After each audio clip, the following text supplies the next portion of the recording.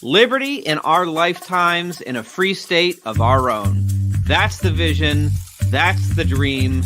We are building it in New Hampshire.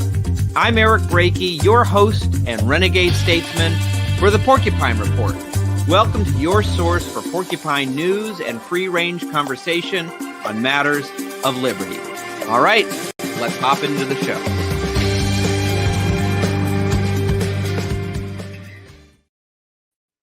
Hey there, you porcupines, you. This is, as always, your host, your renegade statesman, your executive director of the Free State Project, Eric Brakey, coming to you for episode 37 of the Porcupine Report. Thank you so much for being here with us this evening, or, it'll broadcast in the evening, but maybe you're watching it in the morning or the afternoon or in the dead of night. You can enjoy the Porcupine Report any time you want. Of course, every Wednesday at 7 o'clock, though. That's when we release a new episode every Wednesday, 7 p.m., I should specify. I don't want you to go looking for it in the morning and be disappointed, but it will be there every Wednesday, 7 p.m. on your favorite podcasting apps, as well as the Facebook and X pages and YouTube pages and Odyssey for the Free State Project. So if you are not yet already subscribed or liked or on whatever platform makes sense to get the Porcupine Report regularly to you every single week, go ahead and do that. Like, subscribe, share, retweet, whatever makes sense. Help share the show with your friends, your family, and your liberty-loving neighbors. Your status friends, though, I'll give you a pass. You don't need to share it with them unless you think they're on the verge of an epiphany and realizing that aggression is not the way to achieve peace and prosperity. Only liberty can do that. So thank you all for joining us. I do want to say in the initial report section of this episode that I want to report back to you about what I've mentioned in the last few episodes, the North Country tour that I just took along with Carol and Dennis Pratt over this past weekend. It was a fantastic time. I want to say thank you to everyone who came out for the tour, to all of the, I think, 7 different events that we had over 4 days. And a special thank you to Dennis and Carol Pratt for organizing and for driving and taking me around to see some of the most beautiful parts of the state of New Hampshire. And for those who are watching the video version of this, I'm about to show you some photos from that tour. If you're just listening to the audio version, I'm sorry, you're missing out, but you'll still hear my description here. So first, I'll say on the first day, we traveled the Kankamangas Highway, which I'm still learning how to pronounce correctly. Hopefully I've done it right. The Kankamangas Highway, and saw the leaves at peak color. It was there that it really dawned on me just how true it is that New Hampshire is the one New England state where you can get the beautiful New England foliage without the fascism. You can get the beautiful New England autumn without the communism in the free state of New Hampshire. And so that was wonderful to see the leaves in peak color. In fact, people are traveling all over for that. And we also had many sit-down gatherings with Free State communities of the North Country, where we had a lot of great conversations. And I personally received a lot of great feedback. So whether we gathered for lunch or actually usually there were luncheons, 3 different luncheons we had over 3 separate days. It was a great opportunity both to connect with people, to hear from them about what they found beautiful about the community in the North Country, but also giving me some good advice as people, as potential new movers, are often coming to me and asking for recommendations on regions in New Hampshire they should check out. I want to share some of the best advice that I got at one of those luncheons. I was told, it's clear that the North Country is a beautiful region with a vibrant and tight-knit community for those who enjoy a more rural lifestyle. It's a great place for families, retirees, homesteaders, and preppers to live free amongst the mountains, and liberty lovers with a real frontier spirit. But one particular piece of advice, because we're always looking to make recommendations for the people, for the region that's going to connect most with them. As one leader in the North Country told me, if you are single and looking to mingle, however, the North Country might not be the right place for you. Maybe the Manchester or the Free Coast will be more your scene. But for families, for retirees, homesteaders, preppers, it's a great place with a very vibrant community. And of course, it wasn't just those sit-down gatherings and talking face-to-face with people that was wonderful. We also had great music at so many of these events, like the Mammals that we heard at the Autumn Harvest Festival in Lancaster. I will note that if you're seeing the video version, you will notice that the Mammals, while they produce great music, I was a little disappointed by the lack of diversity in the band.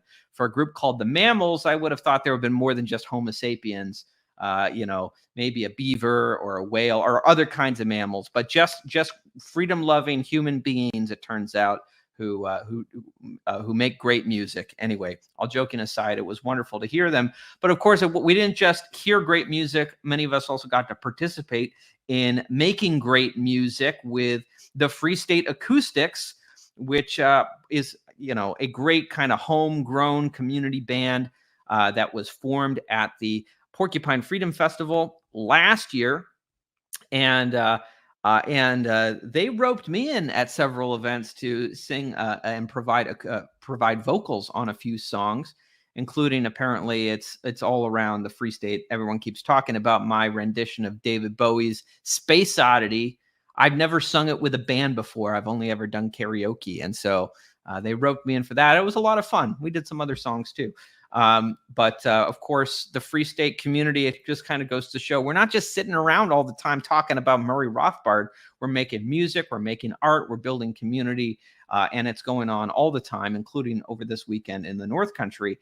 And I will note that one particular highlight at the jam session we had with the Free State Acoustics on Saturday night, we also enjoyed some authentic wood-fired Neapolitan pizza, because we've got people with so many different talents in the Free State.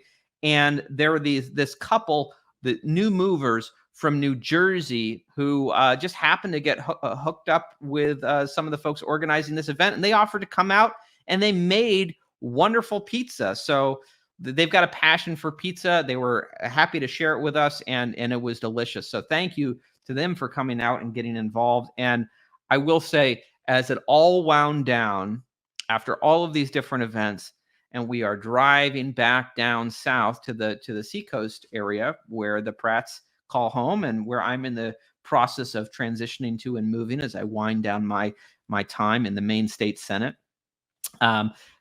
We had one last highlight I wanted to share with you, which was on the way back, we even spotted the Mount Washington Hotel at Bretton Woods, where the true gold standard was murdered in a Keynesian conspiracy in 1944 called the Bretton Woods Agreement.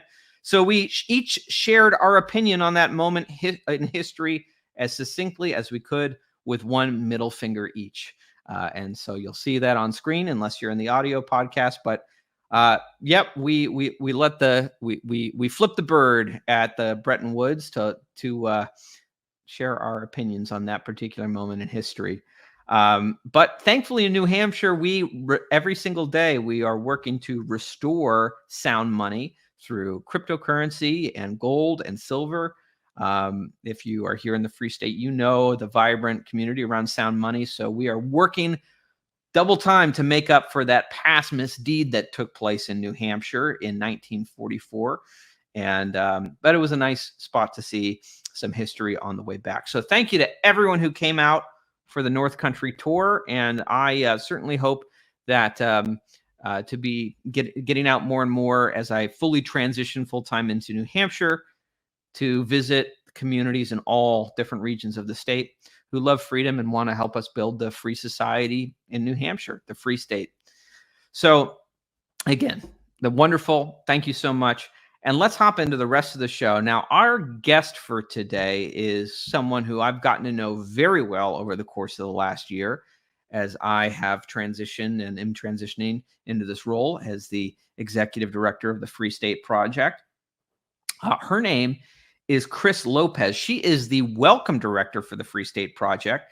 And she's been the welcome director, overseeing moving and welcome programs for new movers coming into the state since 2012. So for 12 years now, she has a lot of institutional knowledge and memory about the history of the Free State Project. We'll be talking about that a little bit.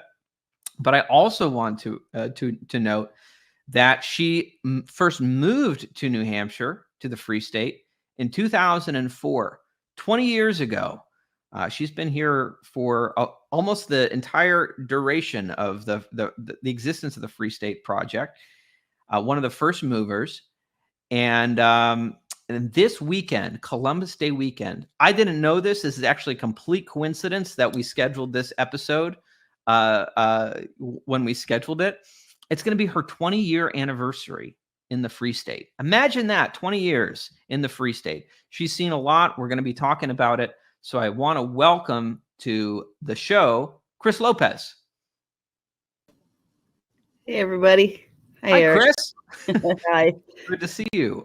Thanks for coming on. How's well, let's see where to begin. Chris, this weekend marks 20 years. Yeah, 20 years since I rolled into New Hampshire. And one of the coolest stories about that is the old website used to have a ticker of how many people are in New Hampshire, where you could sign in and state that you made your move to New Hampshire. And I saw it roll over to number 50. So I'm literally the mover number 50 for the Free State Project. Number 50. All right. So I guess let's go to the beginning then. I guess that's as good a place to start as any. Like, what was it like for you? Where did you come from, first of all? And what motivated you to be mover number 50 with the Free State Project? Sure, yeah. So I was engaged back in 2003, and my then fiance had heard about this thing called the Free State Project in New Hampshire, and we were living in Oregon at the time. And so I had no idea what this was about. I'd just been introduced into libertarianism by my fiance. We were watching, the vote, the first 1,000 voting on which state to pick. And then in October of 2003, New Hampshire was chosen as the state for Free Staters to move to. And a funny article that came through was people in Grafton were wondering, why are all these librarians moving to New Hampshire? So long before the Bears, it was the librarians. So I thought, well, let's check this out. It's on the other side of the country, hadn't gotten married yet. So in January of 2004, we flew out and did a little tour of the state, took about a week, drove around. I was the primary moneymaker at that time. So I was looking for jobs in a hospitality industry. So we looked in Keene and Lebanon and Manchester area and pretty much stayed south. And so we decided we were going to move to the town where I got a job. And so I brought a bunch of applications with me to Oregon. I sent them out, and all the way across the country, I was able to get 6 interviews in New Hampshire for a job. So we flew back out in September of 2004 to do these job interviews, found one in Concord, which ended up being the best place to land because it's centrally located and right there by the State House. And did my interview, got the job, and flew back to Oregon, and then drove cross country, made it here October 2004. And like I said, watched that ticker roll over. So it was pretty exciting year. That was also, of course, the same year I did get married that year before we moved out in July of 2004. So I missed Pork Fest that year. Was that first job? I'm curious. I know you mentioned to me that you worked at one point at the Grapponi Conference Center in Concord. Was that where we're having the New Hampshire Liberty Forum? Exactly. Next April. Yep. Yeah. I got a job as a banquet captain there, and oversaw large functions, weddings and whatnot. But yeah, that's where we landed. And it's a great location and facility and all that. Nothing bad to say about that. Well, now, what was your experience like, and what are some of your memories, I guess, from the early days of the Free State Project in New Hampshire? I guess before you became the Welcome Director in 2012. So that's 8 years, Yeah. as a participant in the Free State Mhm. Project before you had I guess The role. Welcome Director position. Mhm. What do you remember from those days, and what was the movement like back then? Well, one of my favorite stories is about meetups. As you've mentioned before, our calendar is full of regular meetups here in New Hampshire, all around the state. There's always something happening. Well, back in those days, there's basically one meeting a month where all the Free Staters got together, all 50 of us. And we would, drive an hour over to the seacoast or an hour up to Concord or wherever we could all gather together. And that's what we did once a month. And now, like, there's so many meetings and so many events happening in our own area that when somebody mentions that there's something happening an hour away, people are, oh my gosh, an hour away. How far? Why would I do that? When before that was basically what was expected, because that's what we did. That's just what we did. People were definitely proud of their status. As each of us got our number rolled over, there was some really early activism in Keene for civil disobedience that was interesting. And there's people already training at the State House. It started really early. NHLA had already been formed. I think it was 2004 or 5, right around there. So people were getting. And for those who don't know, the NHLA is the New Hampshire Liberty Alliance, which we had a conversation with Melissa Cream, who's the chairman of that organization, in a past episode. People can go and find it. Sorry to interrupt. No, that's all right. No, I don't mind having that explained. New Hampshire Liberty Alliance, has been vital and integral in staying politically active for those of us who have already made the move and are here in New Hampshire, get involved. So they started trainings right away. So I remember going to those in the deep, dark cafeteria areas of the legislature and stuff. And I learned a lot in those early days, so I mostly worked. At that time, before 2012, I was basically a housewife, and I worked and came home and just did that stuff. Maybe once in a while I would testify at the State House on one of my pet issues, which are usually cannabis and, maybe some women's rights. And but I wasn't really involved so much. Most people, I was kind of like in the background. My husband at the time was very involved in going to the State House every week. He was involved in our town legislature or town meetings and that kind of stuff. But I had no real plans at that time to be involved with the Free State Project. Was just to live, because I really did fall in love with the principles. I should, say that I wasn't when we did that trip in January of 2004, I wasn't sure that's what I wanted to do, because I'm not politically motivated. I'm community oriented. It's like, so are all these people going to be here just all talking about politics all the time? And, so I was kind of afraid of that. Yeah. And, but at our visit, we had a sit down dinner, and I met another wife of a activist, and she was, artistic and sang and did knitting and all that stuff. And I sat next to her, and I'm like, what do you do in the winter? How do you take it? And she's like, well, you get some gloves and some long johns and a hat, nice jacket, some boots, and you go outside and you live your life. Right? And that makes sense to me. That made sense to me. You suit up and you show up.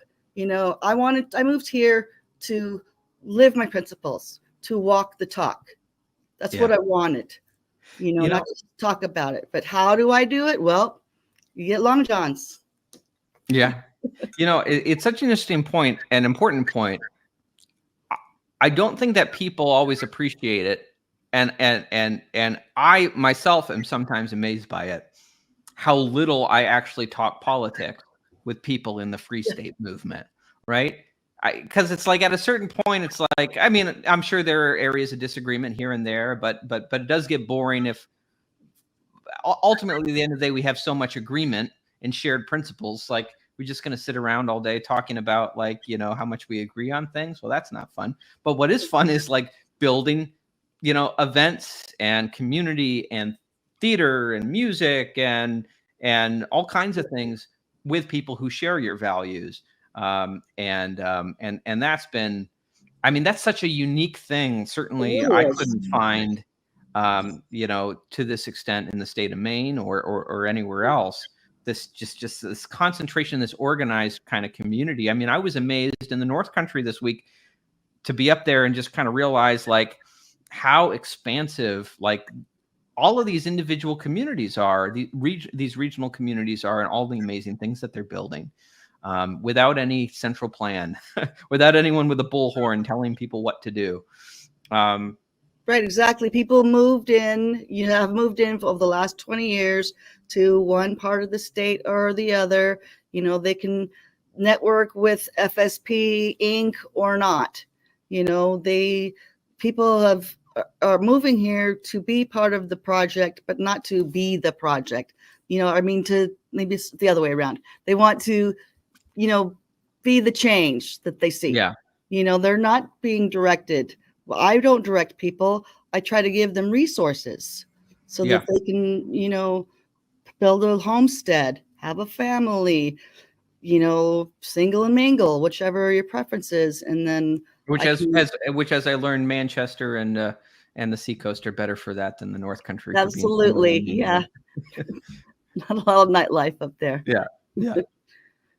Well, what advice would you give to someone who is thinking about making a move, or even just kind of coming to visit New Hampshire, or maybe they're sold on it, but they have a reluctant spouse who's not so certain?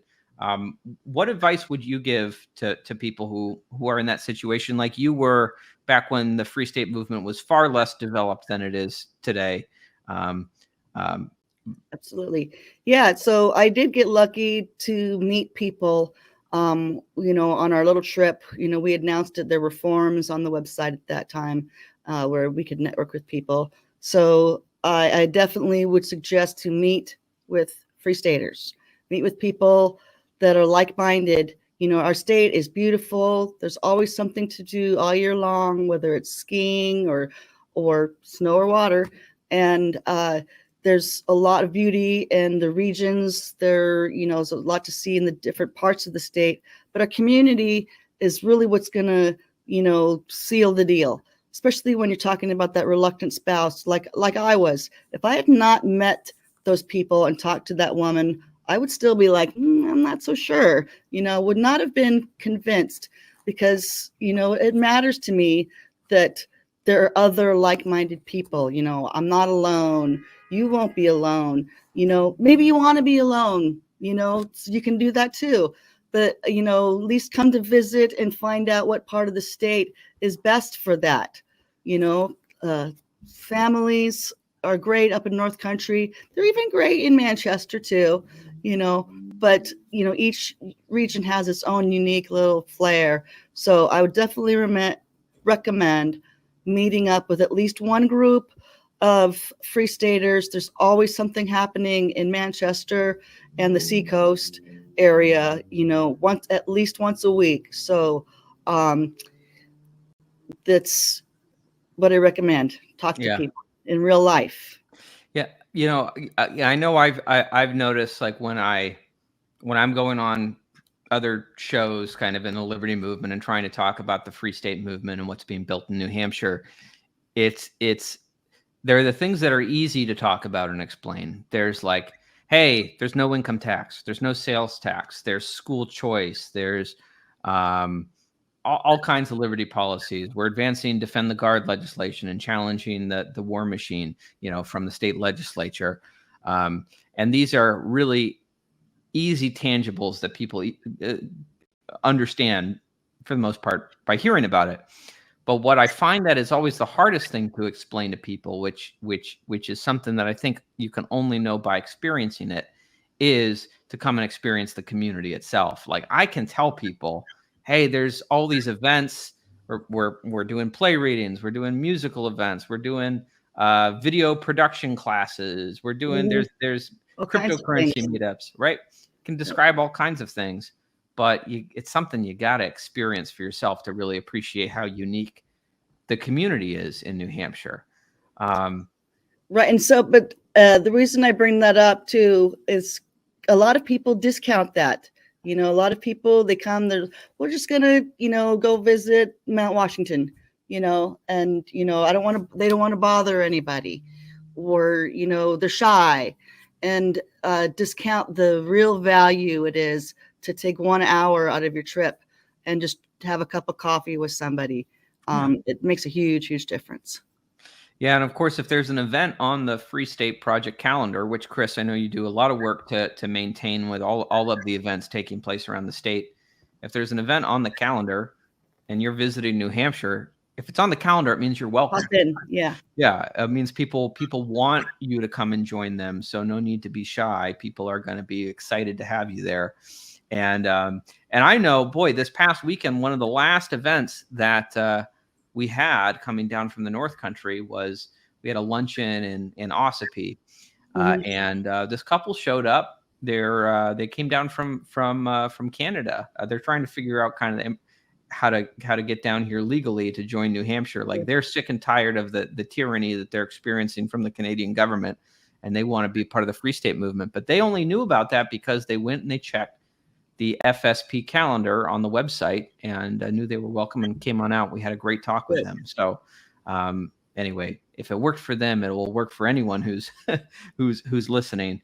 Really check that calendar and come on out, because people know about, right? Every good liberty loving person hopefully knows about Pork Fest and Liberty Forum, but right, there's events going on all the time. But I also tell people when they're thinking about coming to visit to feel free to give me a call. It's the phone number is in my signature and every email.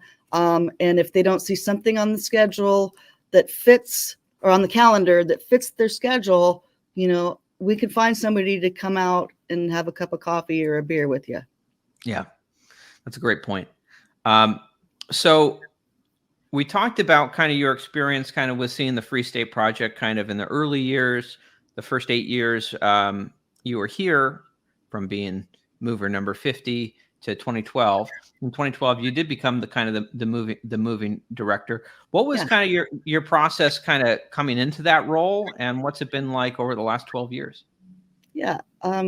So in 2011, I became paralyzed. I had a fall of 15 feet and broke my back at T9. And so that put me into permanent paralysis and a wheelchair. I moved from my big home in Canterbury to the big city of Manchester, so I could be near the resources and people, because I was living pretty rural at the time. And so I was living in an apartment and trying to figure stuff out. And then a friend of mine was doing some volunteer work for the Free State Project, just sending out thank you letters, physical letters to people once they signed the statement of intent. And we'd gather these signatures. As y'all might remember, the original goal for the Free State Project was to get 20,000 people to sign their statement of intent to move to New Hampshire. And once that we gathered those signatures, they would move.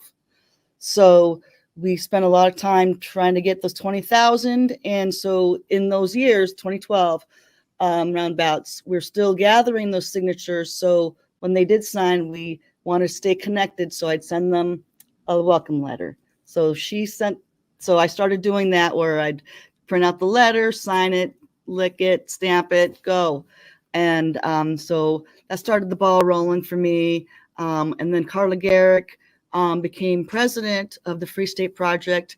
And she noticed that some people were, still giving me some, charity and helping me, with my daily finances and stuff. And, and that there was a little bit more work that she could see that I could do, like maybe start answering the phones and stuff. So she decided to see if people would be willing to pay the Free State Project. The Free State Project would then pay me to do these jobs. So it was a win-win-win for everybody, because I do like working and I do like earning my own money. And I really, really do. So that was a big win for me to actually have a job to get paid for. And then the people that gave the money were, donating to my, work, and also to a cause that they believed in. And it's just ramped up from there to answering emails, and then becoming a welcome director and helping people to visit and to move and to create events, and it's just straight to the top. Yeah. I know, as I've come in over the course of the last year, I've been so appreciative to individuals like yourself, Chris, and Carla, and others who have the institutional memory that I just don't have. I mean, I'm learning about New Hampshire in the process, and the Free State community in the process of kind of doing this role over the course of the last year. And I don't know how I would be able to do it without individuals like yourself, Chris, who seem to know everyone and know where the light switches are. I guess metaphorical light switches, because we don't have an office, but how things work in the org. So it's been invaluable to have you. What are some things, I think, going forward? What are some things that excite you about the Free State Project, and where things are right now, and where we could go in the future? Yeah, great. Yeah. So we did get those 20,000 signatures. People are continuing to move to New Hampshire. FSP has changed a little bit, kind of has morphed a little bit, in that we're like growing our vision here. We're like making sure that the people in New Hampshire are being taken care of. We've got the volunteers, so there's still, you as the executive director are still going to events like YAL and promoting the FSP and the work that we're doing here and stuff like that. But I'm really excited about being more involved with Pork Fest and the volunteers. Like I said, the community really is where my heart is. So FSP is much more than just a megaphone of, it's like, come to New Hampshire, it's like, I still want to do that. I want to, stay within our rules and everything. But I am really excited that there is such a vibrant community here. We are still doing things. I mean, there's more people here than I even know of, been counting heads since 2012, and I know that I haven't counted them all, so that's really exciting for me. I mean, there's kids. I mean, it's been 20 years. Just think, there's somebody that was born in 2004 that's now 20 years old. So children have been born and are now adults here in New Hampshire, and a lot of them are staying. Do you ever think about what life would be like if you had stayed in Oregon rather than come to New Hampshire? Wow, I do think about that, and it's just crazy. I don't know. I mean, it's beautiful there. I cannot deny that. Maybe you'd be trying to secede with the folks in the Greater Idaho movement. Maybe. Yeah. Well, there's a family in Spokane, Washington, which is right there on the border with Idaho and stuff. And but yeah, I'm really glad that I'm here, because I really am with my people, if I may say that. It's just like-minded, and I feel at home here. It's just me and my cats in my house, but I can go out at just about anywhere in the state, and I'll probably bump into somebody at a grocery store or, driving down the highway. Hey. Yeah, I guess we can all tell each other on the highway from all the countless Pork Fest, magnets that are Stickers on and everyone's magnets, cars. which license also plates. which does occasionally, I guess, also create some conflict. I know Dennis Pratt was telling me on the North Country tour that one time he, I guess, was at one of the universities and some like progressive college professor got in his face like, "You're a free stater, you're ruining the state." Anyway. Yeah, well, you know what? Regarding that, there's like some people aren't happy that we're here. Yeah. Like you can't get along with everybody, but there's more people, I think, Eric, that don't even know about the Free State Project. I was at a restaurant today for lunch. I talked to the bartender or the server, and and she's very like-minded. We're talking about libertarian principles, and my friend's like, "Have you heard of the Free State Project?" She said, "No, never heard of it." We're like, "Check out the YouTube that's coming out tonight. I'm going to be on it." And but yeah, there's people here that have not even heard about us, so they're like-minded. That's why New Hampshire was chosen. Libertarian spirit's already here. Well, and that's one of the things I love about, I think that some of our progressives, and by progressive, let me be clear, because I think some people have misinterpreted sometimes when I say progressives. I'm not like criticizing people who are kind of left-wing in general. There's a lot of people with some liberal views who still can fit within kind of the parameters of like the liberty movement. But when I say progressive, I mean that kind of particular authoritarian kind of elitist kind of, we're going to reshape society around your betters making decisions for you in your life. There are progressives who can be somewhat hostile and try to characterize us as people who don't care, who want to come and radically change New Hampshire. I always think, the beauty of the Free State Project is in part that we're coming to participate in the spirit of New Hampshire that has existed for a very long time. I mean, the motto is live free or die. And many of the progressives who criticize our movement and our people who are coming here, first of all, I think it's ironic. It's the only time I've ever heard them question and say negative things about immigrants, and recognizing that immigration can change, things. But in particular, I think it's ironic that, people were telling me that just a few years ago, there were some of these same people were trying to get rid of the state motto of live free or die because they were embarrassed by it. Right. Yes. And meanwhile, these folks accuse us of wanting to change New Hampshire when they're the ones trying trying to change. They want to get rid of the state motto and throw it in the ash bin of history, along with the statues of our American founders that they've already managed to displace from many areas of society. So I guess I would put it back on them that they're the ones really trying to depart from what the spirit of New Hampshire is. And that if they really don't like this live free or die spirit of New Hampshire, like there's literally 49 other states that will may perhaps be more in alignment with the kind of society they want to live in. But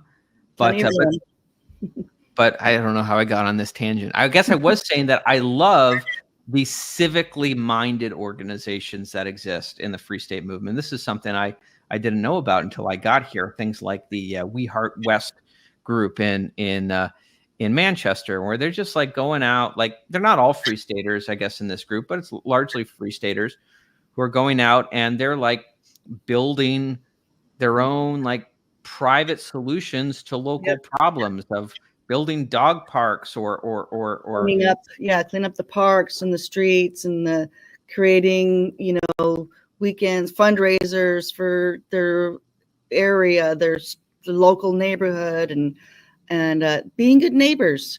Some of those same people have put together, a directory of resources for other people, Free Staters, when they move in. It's like, check out this website. You can find some people to help you with this or that, like a Yellow Pages kind of thing, and the various clubhouses that are dotted all around the state. there's the Free State Acoustics, musicians and on different variety of spectrums from amateur to professional, like working with big name musicians. And so, and of course, there's the politics are so accessible, there's, you can go right into the state house and listen in on what's going on. And, back to the NHLA, they hand out the gold standard every week, which is basically a list of here's what, so they hand these out to the legislature, and so here's the votes that are, or the bills that are coming up for votes, and here's the way that we think that the Liberty vote should go. And, it's just activism. And these are all grassroots. Nobody directed them or told them what to do. They want to be good neighbors.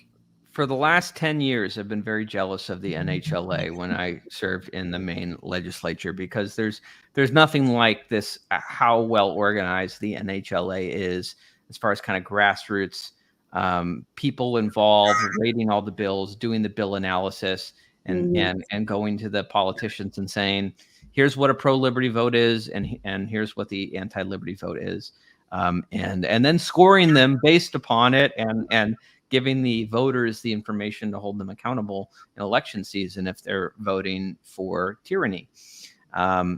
Anyway, I've always been jealous of the institutions that have been built in the Free State movement. And again, right, it's not anyone at the Free State Project with a central plan. It was people recognizing a gap where they could build something that would enhance. Even the regional meetups, there's like something that either happens once a week or once a month.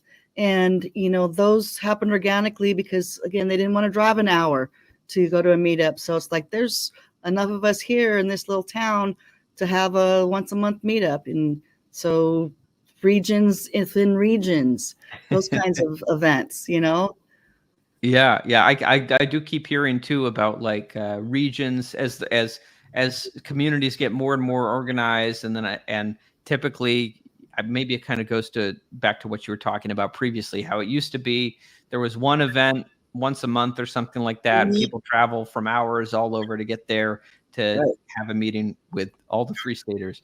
And now it's like all these individual communities are getting so big that they're constantly splitting off from each other. And I hear regions saying, well, maybe we were grouped together kind of at one point, but we feel like we've got enough of a community here. We want to be our own thing.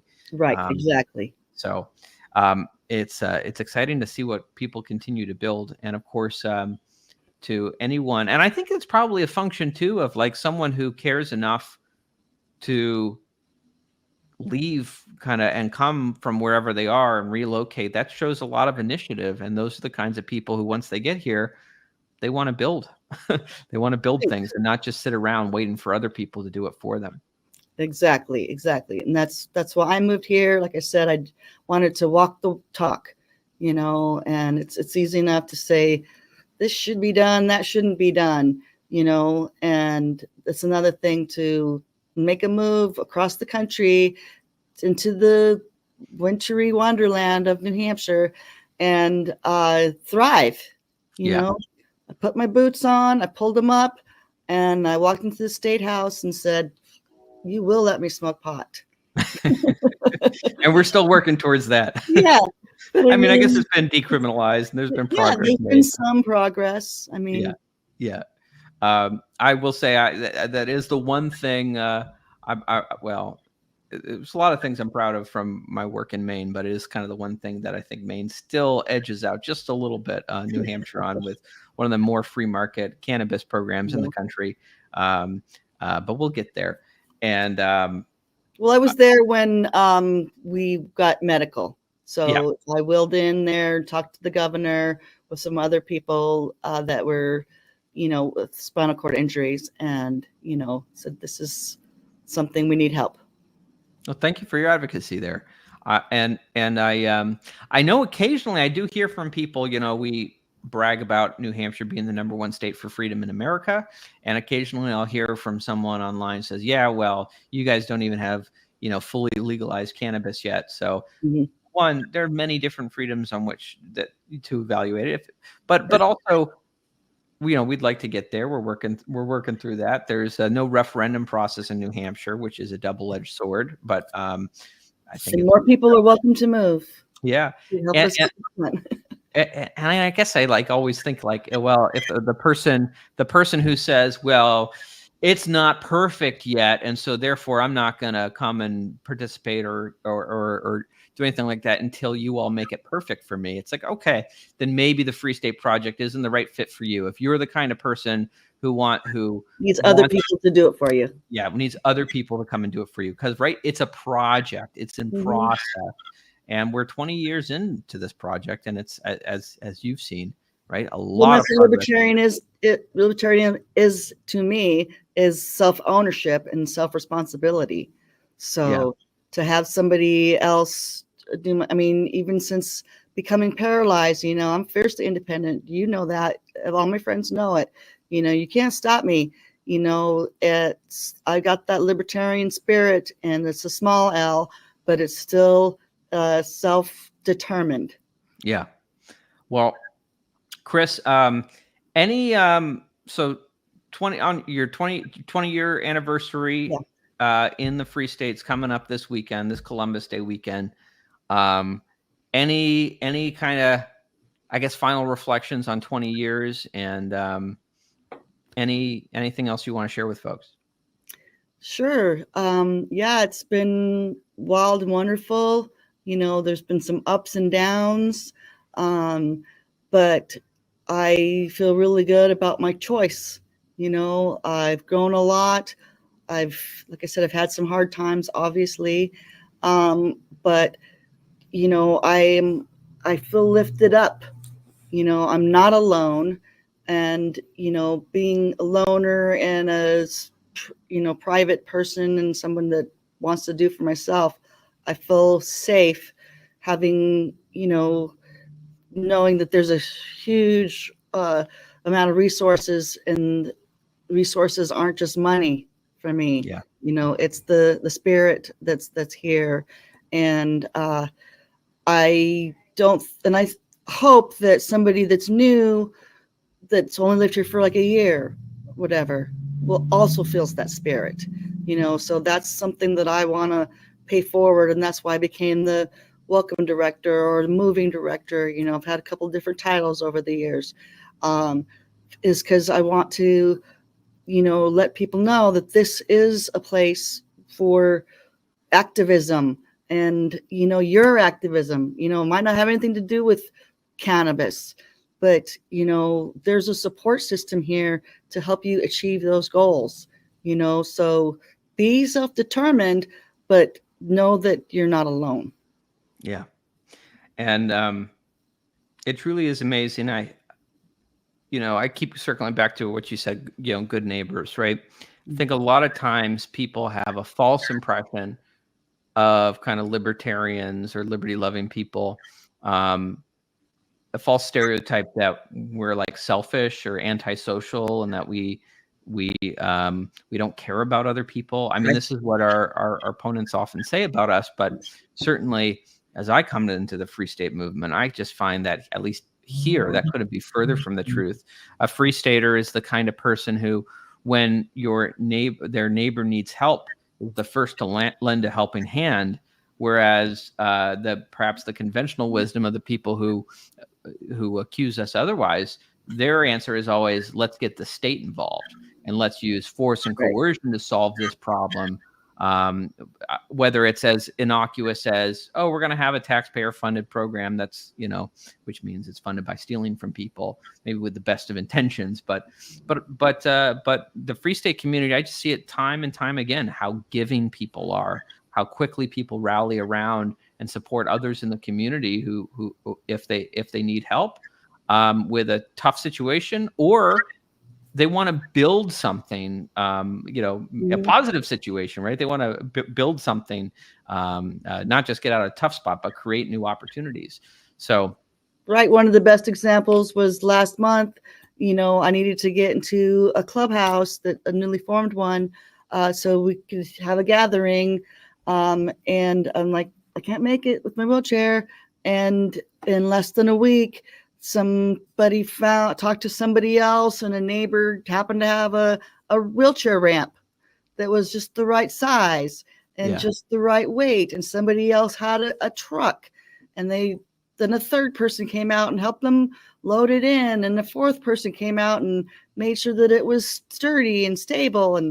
And boom, by the time that meeting was scheduled for, I was in that room with everybody else. And it felt effortless, because just it was out of love. Nobody asked for money, you know. I'd be happy to like buy somebody a beer or lunch, something like that. I don't expect this stuff, but the community just comes out and does it, you know, because hopefully the same will be done for them. Well, Chris, I think it's also a reflection of just how much people in the community love and appreciate you. How many over 20 years kind of participating and serving in the Free State movement. How many individual movers that you've had an impact on or helped connect them to kind of the communities that they love, and where they're all making a difference now. So you've really been, I mean, I never hear anyone, there can be certainly infighting within the Free State movement. We're libertarians, right? We love to infight with each other, but I've never heard anyone say a negative word about Chris Lopez. Because yeah, they better not. At least they better not say it to my face. I'll set them straight. But Chris, thank you so much for 20 years as in this movement, for 12 years serving the Free State Project, and hopefully, you know, many, many more to come. Yeah. So. Thank you. Thanks for having me. Absolutely. Any last final thought before we wrap up? Plan your visit. You know, give me a call or email, and let's meet. And where can people? How can people email you? What's a good email address for you? The best one is Chris, CHRIS, @fsp.org. All right. So for all who are watching or listening, and you are not yet fortunate enough to live in the Free State, then you have your marching orders. You need to email Chris Lopez, and you need to ask for how to plan a visit, right? Or maybe you're ready to move, or maybe you're not quite ready to move and you just want to plan a visit. Chris will help you with that. And of course, experiencing the community on the ground is the #1 way to really understand the value of the Free State. Absolutely. All right. Well, thank you, Chris. All right, everyone. That's the show. Appreciate you tuning in. I'm trying to think. There were a few things I wanted to say. Oh, yes. This weekend, I'm looking forward to Fall Fest, which is being hosted by our friends at Independence Realty. They've got multiple events going on all weekend for Fall Fest, including, I know there's apple picking, there's a hike, there's a corn maze, there's all kinds of stuff. I know Saturday night there's going to be a party associated with Fall Fest that's taking place at the Shell Community Clubhouse in the Seacoast area. I know I'm going to that one. I know because the Free State Acoustics is asking me to come back and sing with them. So that would be a fun one to come out to if you want to hear me sing with a band. That doesn't happen very often. I'm not a trained singer, but people seem to appreciate that. And it's a lot of fun. So anyway, Fall Fest this weekend, all kinds of events. You can learn about those events and all of the other events taking place in the Free State, as always, at fsp.org on our community calendar. And while you're there, you can get your tickets for our big events for next year, including the New Hampshire Liberty Forum in April and the Porcupine Freedom Fest in June. Tickets are already on sale there, and our volunteer groups are already working to get these events up and going and produced for next year. So grab your tickets, check out the calendar, fsp.org. Thank you, as always, to our producer, Renita, for running the show and making it look so beautiful. And furthermore, my opinion is the Federal Reserve should be destroyed.